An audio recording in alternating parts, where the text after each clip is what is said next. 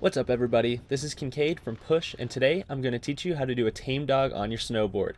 A Tamedog is a straight over the nose front flip that can be a little intimidating at first, but once you learn it, this trick is super fun and you can seriously do it all over the mountain. Once you get them dialed, you can do them off of rails, off of moguls, honestly just going down the slope. I've hucked them really hard before and you can whip them around. So you can do this trick pretty much anywhere once you learn it, and they're super fun. Like I said, they can be a little scary at first, but I'm going to run you through the steps to have this thing dialed next week.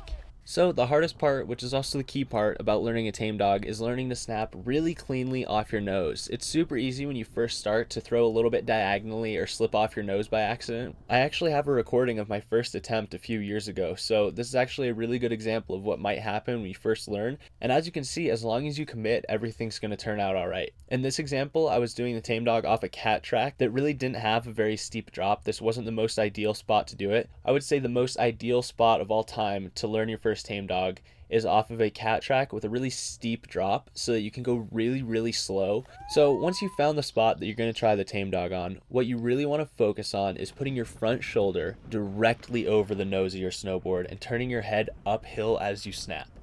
The nice thing about this trick is you can actually spot it a lot earlier than a normal front flip. If you were throwing straight forward, you can't spot till just about when you hit the ground. Whereas with the Tamedog, since you're going sideways, at about the 2/3 mark, your head that's been looking backwards is now facing downhill again and looking at your landing. You'll probably be pretty lost for the first few attempts and wonder what I'm talking about spotting your landing, but once you do it a few times and get a little bit more comfortable, you realize that you actually do see the snow a little bit past halfway through and can open up or tuck a little bit harder to bring it around clean.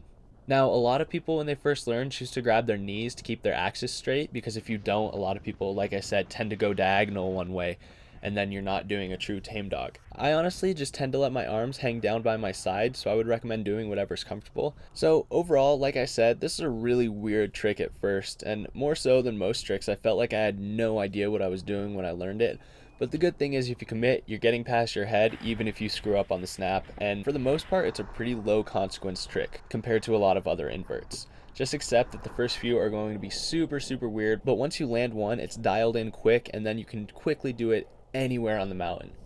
Last season, I started trying these switch for the first time since I have it dialed in pretty damn well goofy, so it's pretty fresh on my mind what I'm talking about with learning this, because learning it switch was, again, the weirdest feeling ever, but I committed to it and ended up bringing a few around to my feet. Also, once you have this dialed in, you can start taking it to bigger features aside from rails and moguls and things like that. You can take it off of jumps or bigger jump knuckles. When you do this trick with a little bit more time, I really like to throw in a nose grab. It's pretty difficult at first. Your hand gets super close, but you miss it all the time just because it's a really weird place to grab and torque your body that way. But once you get it, it feels super cool, and I think it is one of the more natural grabs with this trick, even though it can be a little difficult. So once you get it dialed in, give that a shot. Anyway, leave me a comment with how this goes or if you have any questions about the process of learning it. Good luck, guys. For a detailed write-up of this tutorial, as well as other tutorials in multiple different action sports, be sure to visit the website, pushthelimit.com, links down below.